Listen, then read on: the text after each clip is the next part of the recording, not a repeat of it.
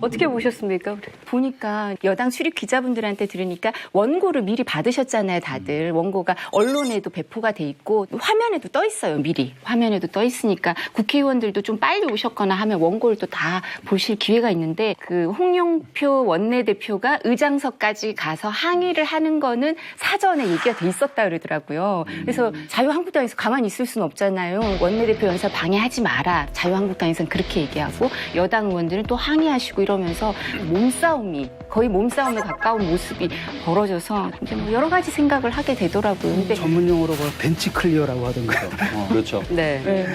야구장도 아니고. 아니 근데 홍영표 원내대표가 이미 이제 그걸 받아보고 연설 중단을 하기로 한 그 행위가 사전 합의가 됐다. 지금 그 부분은 팩트이신가요? 네, 저 출입 기자한테 직접 들었어요. 이거는 여당 출입 기자한테 그걸 합의가 아니고 그러니까 우리 생각을 하신 민주당 거겠죠. 내에서 예. 미리 원고를 보고 계획을 하고 갔다 네, 이런 그거지. 말. 뭐 여야가 짰다. 합의하고 이런 게 아니고요. 네, 민주당 네. 내에서 네. 원고를 보고 아 이쯤에서는 항의를 한번 해야겠다라고 생각을 사전에 생각을 미리 했던 알고 게 있었다. 다른 의원들까지 나서서 하는 거는 그거는 그냥 시나리오 전혀 같은 것이다. 시나리오 없이 그 우발적으로 상황에서 발생한 거죠. 우발적으로. 근데 최 의원님이 현장에 계셨으니까 네. 뭐 상황을 좀 설명해 주시면. 저는 전혀 몰랐고요. 저는 처음에 좌파 정권이 반복적으로 나와서 야 저거 지나친 거 아니냐. 실제로 우리 민주당의 포지션이 오히려 좀 보수성이 강하다라는 이제 그런 평가가 있는데 좌파 정권 이렇게 가니까 그리고 정책만 보더라도 사실 규제 샌드박스 문제나 예를 들어 지난번 인터넷 은행법 뭐 이런 등등을 보면 남북 문제를 제외하고는 사실은 교집합도 꽤 있습니다. 그러나 남북 문제도 나경원 원내대표가 외통위원장 시절에 그때 이제 통일대박 막 이럴 때죠. 그때 글을 아주 잘 써서 올렸어요. 북한이 원하는 것을 선제적으로 해줘야 된다. 남북 FTA 뭐 제2제3 개성공단. 근데 그때도 북은 핵실험했고 핵을 사실상 보유하고 있었잖아요. 비핵화나 평화 프로세스는 전혀 얘기를 안 하더라고요. 그러고 김정은 수석 대변인 얘기하니까 저는 그냥 뛰어나왔어요. 못 듣겠더라고. 본질은 그 내용이 과연 적절했느냐. 뭐 입장이나 그 평가는 다를 수 있으나 야당 원내대표로서는 충분히 할 수 있는 얘기를 했다라고 생각하는 이유가 뭐냐면 우선 그 블룸버그 통신에서 김정은의 수석 대변인이다라는 논거가 있잖아요. 그게 제시한. 거기 보면 김정은에 대해서 굉장히 공적인 자리에서까지 칭찬을 아끼지 않았고 그 뒤에 여러 가지 행보를 보면 유럽 순방 가셔서 대통령이 유럽 지도자들에게 대북 제재연화를 할 수 있게 도와달라 이런 얘기를 하면서 뭐 미국은 물론이고 일반 국민들이 생각할 때도 저건 너무 좀 오버하고 과속하는 것이 아닌가. 왜 저렇게까지 하나. 그 국회를 중단시키면서 저렇게 할 정도였냐라는 생각이 들었어요. 왜냐하면 이게 문재인 대통령이 김정은의 수석 대변인이다 이렇게 얘기를 한 게 아니잖아요. 그런 소리를 듣지 않게 해달라라고 얘기를 한 거였단 말이죠. 그런데 그것은 블룸버그가 보도한 것을 그대로 인용한 것이고요. 그 과거에는 그 외신이 그렇게 얘기한 적도 있어요. 이명박 대통령 시절에 그 부시의 차세대 푸들이다 이런 얘기를 워싱턴 포스트가 쓴 적이 있었거든요. 대통령을 개에 비유했잖아요. 근데 그런 일도 있었단 말이죠. 네. 근데 이제 이렇게 여당이 모든 걸 다 판을 깰 만큼 그 정도 사안은 저는 아니었다라고 보는 거예요. 그러니까 예를 들어가지고 그러면 당시에 이제 야당 원내대표가 나와가지고 대통령한테 부시의 푸들 소리 듣지 않게 해주십시오라고 했다면 어떤 사태가 벌어졌을까? 또 한편으로 요번에 그럴 수도 있죠. 그 여당 원내대표가 딱 나와가지고 하는 얘기가 나경원 의원 시중에 떠도는 얘기가 있다. 아베의 수석 대변인이라는 얘기가 있는데 그런 얘기 듣지 않게 해주십시오. 라고 원내대표가 국회에서 연설로 그런 얘기를 한다라고 한다면 그게 사실은 저는 할 수 있다고 생각해요. 그런 얘기도. 그 국회 품격이 문제가 되는 거죠. 그러니까 한번 생각해보세요. 저는 아니 이게 이게 품격을 망가뜨리는 거죠. 아니요. 이렇게 벤치 클리어링 하는 식으로 해서 야구 요번은 쉽게 말하면 아까도 얘기했듯이 벤치 클리어링하는 계획이 없었던 거고 우발적으로 발생한 현상이고요.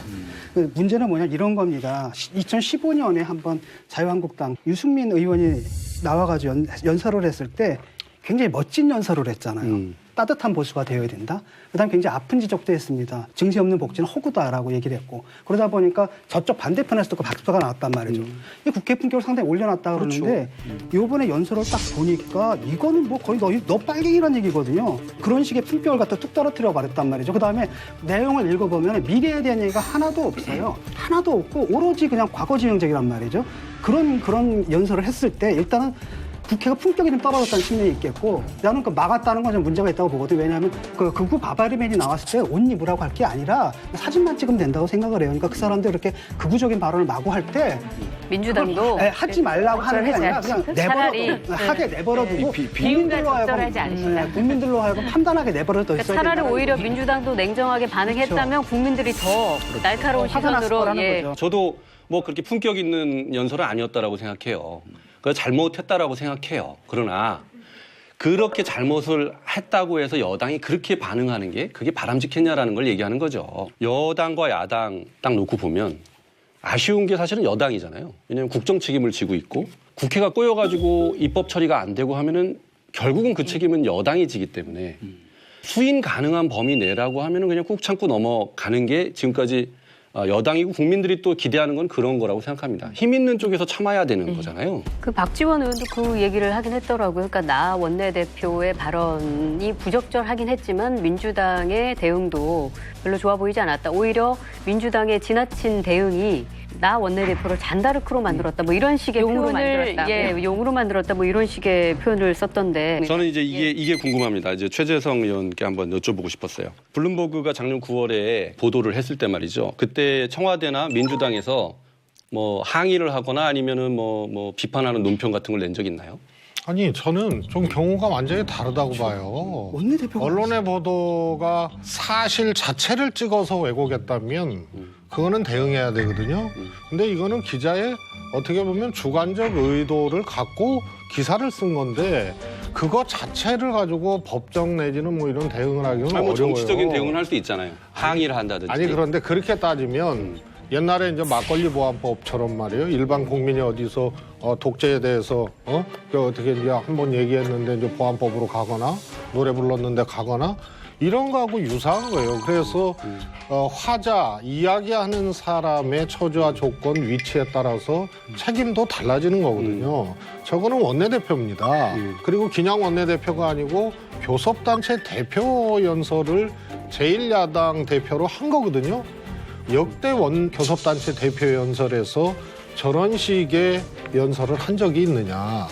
그다음에 그것은 야당 입장에서 민심을 전하고 근거를 갖고 비판도 할 수 있고 또 대안도 제시할 수 있는 건데 이거는 무책임하게 인용을 한 겁니다. 그러면 거꾸로 이 기자의 이 논조가 과연 국민들이 동의할 논조냐, 야당이 동의할 수 있는 논조냐, 그리고 다른 언론들도 그렇게 생각하느냐 이렇게 봤을 때 보편적 지점이 아니거든요. 그러면 이렇게 되물어야 됩니다. 실제로 자유한국당의 교섭단체 대표 연설에서 그걸 인용했으면 자유한국당도 수석 대변인이라고 생각하느냐. 그러면 저는 그렇게 일리가 있다고 본다. 여기로부터 인용이나 국민들이 보시는 자리에서의 발언이 시작돼야 되는 겁니다. 그래서 이거는 화제의 위치, 정치적 책임, 인용의 어떤 그 일반성 이런 것들을 다 어기고 한 거기 때문에 의도적 도발이죠. 나경원 원내대표한테는 이런 부담은 있었을 거예요. 황교안 대표는 교섭단체 대표 연설을 못 하잖아요. 보통 원내대표와 당대표의 연설은 조금은 결이 달라요. 원내대표는 여야 협상도 해야 되고 또 그 정책을 위주로 하고 이런 부분이 있을 수 있지만 제1야당이라면 야당 대표로서는 대여 투쟁력을 보여줘야 된다는 부담은 있을 수밖에 없어요. 그리고 내년이 총선이기 때문에 더욱더 그럴 수밖에 없고 나경원 원내대표 연설은 원내대표 연설이기도 하지만 교섭단체 대표로서 그 당대표가 처음에 했어야 될 연설의 부담도 있어요. 두 번째로 유시민 이사장님이 그 전에는 저분의 책을 읽고 감동했는데 저분은 정치를 하면서 왜 저러지? 이런 생각을 했었는데요. 알쓸신잡하면서 얘기를 하더라고요. 자기가 왜 그런 모습을 보였냐 국회 때. 자기가 대변해야 되는 지지자들이 있었다. 그래서 어떤 때는 이런 말을 안 하고 싶고 이런 표현을 안 하고 싶고 이런 거는 좀 내가 안 하고 다른 사람이 했으면 싶은 것도 말을 하게 됐다. 그런 얘기를 하더라고요. 유시민 이사장이 얘기한 것처럼 주어진 역할이 있는 거예요. 그러니까 주어진 역할과 캐릭터가 결합돼서 나오는 거겠지만 본인의 주어진 역할에 충실했다. 네. 네. 그 발언은 말이죠. 원내대표가 아니라 당대표가 있어도 적절하지 않고요. 만약에 이런 것이 허용된다면 국회 꼴이 뭐가 되겠냐라는 지금 경쟁적으로 그런 일이 벌어진다라고 한다면 국회 품격이 떨어지고 아까 그런 필요성이 있다. 오케이 아는데 지금 문제가 되는 것은 그 필요성이 있다 없다가 논쟁이 되는 게 아니라 그 필요성을 표현하는 방식이 적절하냐 안 하느냐. 과연 우리 그 정치 문화의 발전에 도움이 되느냐 안 되느냐 그걸 얘기를 해요. 네, 이제 그것도 해야죠. 저는 네. 근데 저희도 안 된다는 저는 얘기예요. 결론부터 얘기해서 전략적 전술적 그 여당에서 실수를 했다고 생각하는 건 뭐냐면 지난주 나왔던 여론조사 결과에 여실히 드러나고 있잖아요. 문재인 정부 들어서서 대통령의 부정적 평가는 처음으로 50%가 넘었고 여당과 야당의 지금 격차. 격차는 격차는. 예. 문재인 정부 집권한 이후로 가장 좁혀졌어요. 그럼 그건 뭘 말하는 걸까요? 이거 여론 좋아하고 객관적인 것 따진다면 우리가 이 대응을 잘못했구나. 어쨌건 그런 오히려 반성을 해야 되지 않을까요? 그런 그 생각이 드는데요. 대응이라는 거는 본질이 아니잖아요. 그런데 유시민 전 의원님 예를 들어서 지지자를 대변할 수밖에 없었다. 그런 걸 인용을 하셔서 또 자유한국당 저간의 사정을 얘기를 하셨는데요. 그러면 이 수석 대변인이라는 이 인용한 얘기가 자유한국당 지지자들의 일반적 생각이냐. 그리고 그런 지지를 먹고 사는 정당으로서 그렇게 생각하느냐. 저는 그렇게 생각했기 때문에 인용했고 발언했다고 생각해서 심각하게 보는 겁니다. 그러면 국민이나 여타 언론들도 그렇게 보고 있느냐. 이 지점하고 충돌하거든요. 그래서 공당의 원내대표로서 대표 연설하는 거 부적절했다는 거고 그다음에 이제 여당의 대응이 적절했느냐의 문제는 지금 또 다른 문제. 예, 또 다른 문제거든요. 그래서 이거 구분했으면 좋겠고요. 이것을 크게 보고 이 과정에서 잘잘못이나 이런 것을 따져 묻는 것이 맞는 것이지 수석 대변인이라는 이런 생각을 갖고 주장하는 사람은 태극기 부대예요. 그럼 자유한국당이 태극기 부대의 여론으로 가겠다는 얘기예요? 저는 사실 새도 양날개로 날듯이 자유한국당이 건강하게 잘 섰으면 좋겠어요. 보수가 잘 섰으면 좋겠어요. 근데 지지자를 대변한다가 태극기적 주장 정도를 인용하고 수용한다면 그거는 죄송하지만 우리 여당으로서도 바라지 않는 바입니다. 저는 이게 태극기 부대 인식이라고는 생각하지 않아요. 상당 부분 보수뿐 아니라 중도 쪽에 계신 분들의 의식을 대변하는 이 발언이었다고 생각하는 이유는 뭐냐면 제가 그 앞에 이제 논 건 들었는데 어떤 정부든 북한 문제를 어떻게 다루느냐 하는 것은 보수 정권이든 진보 정권이든 관계없이 좌든 우든 굉장히 중요한 일이고 또 그것이 크게 보면 남북 문제는 절대로 민족 문제가 아니고 사실은 국제 문제란 말이에요. 그렇기 때문에 한미일 공조나 얘기하는 이유는 뭐냐면 그게 엇박자가 나면 다무려서 이 일을 만들어갈 수가 없단 말입니다. 제재 완화 문제 하나만 해도 그렇고 비핵화 문제는 뭐 더 말할 것도 없고 지금 현실적으로 벌어지고 있는 일들이 2인 3각 한미 간에 발을 묶고 가야 되는데 한쪽이 너무 앞서 뛰어가면은 이게 넘어지게 돼서 둘이 지금 그런 일이 벌어지고 있기 때문에 한미 간의 공조 또 내부적인 설득 또 북한을 오히려 거꾸로 설득해서 당신네가 확고한 비핵화의 그림을 보여줘야 나도 미국도 설득하고 저 국민도 설득할 수 있다 이렇게 얘기를 해야 되는데 자꾸 미국을 어떻게 설득해서 북한 쪽으로 자꾸 무슨 레버리지를 자꾸 주는 것처럼 보이니까 그런 일이 없었으면 좋겠다는 뜻으로 얘기한 것이고요. 저는 그 부분은 상당히 많은 대다수 국민의 정서를 표현은 전 좀 과격 같다고 생각하지만 대변하고 있다고 생각합니다. 북한은 북한대로 입장이 있고요. 미국은 미국대로 입장이 있고 한국은 한국대로 입장이 있는 겁니다. 다 입장이 다르기 때문에 우리가 중재를 하든 아니 중매를 하든 뭐를 하는 거죠.